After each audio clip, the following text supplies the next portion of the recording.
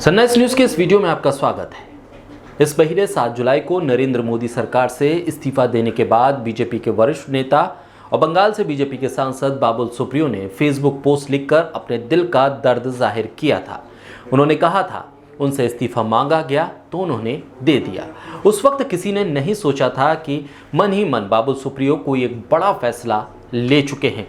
आखिरकार 31 जुलाई को एक और फेसबुक पोस्ट लिखकर बाबुल सुप्रियो ने राजनीति छोड़ने का ऐलान कर दिया। उन्होंने लिखा, मैं जा रहा हूं, अलविदा। पूर्व केंद्रीय मंत्री बाबुल सुप्रियो ने संन्यास ले लिया। ये जानकारी सामने आने के साथ ही न सिर्फ बंगाल की सियासत में बल्कि राष्ट्रीय स्तर पर कानाफूसी शुरू हो गई कि आखिर बाबुल ने ये फैसला क्यों लिया। बाबुल के इस फैसले की वजह जानना इसलिए भी चर्चा का केंद्र बन गया क्योंकि एक तो बाबुल बीजेपी के सांसद हैं और बंगाल में बीजेपी के सबसे बड़े चेहरे के तौर पर ममता बनर्जी से दो हाथ करते रहे हैं। लेकिन बंगाल में बीजेपी चुनाव क्या हारी, बाबुल की अहमियत केंद्र में घटती चली गई।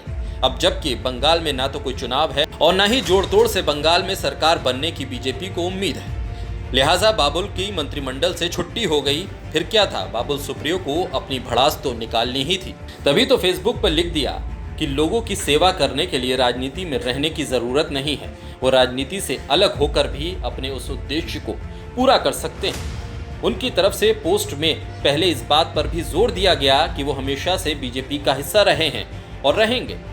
उन्होंने यहाँ तक कहा था कि वो टीएमसी या कोई दूसरी पार्टी में शामिल नहीं होंगे, लेकिन अब उनकी तरफ से अपनी पोस्ट को अपडेट किया गया और उन्होंने इस लाइन को हटा दिया। ऐसे में अटकलें तेज हैं लेकिन साफ कुछ नहीं कहा जा रहा। बस यहीं से सवाल भी उठने लगे कि आखिर इस्तीफे के आधिकारिक तरीके को न अपनाकर सिर्फ फेसबुक पोस्ट लिखकर वो सब कुछ कह दिया जो वो नहीं कह पा रहे थे। राजनीति को अलविदा कहने पर कई रिएक्शन आए, जिस पर बाबुल ने फेसबुक पर एक और पोस्ट किया। इस पोस्ट में उन्होंने बंगाल बीजेपी के अध्यक्ष दिलीप घोष और टीएमसी के नेता कुणाल घोष के बयानों का जिक्र किया। इन दोनों के बयानों का जिक्र करते हुए बाबुल ने लिखा कि अब उन्हें हर रोज उनके बयानों से नहीं जूझना पड़ेगा। उन्होंने लिखा, अब मैं अच्छे काम के लिए पॉजिटिव एनर्जी को बचा सकता हूँ।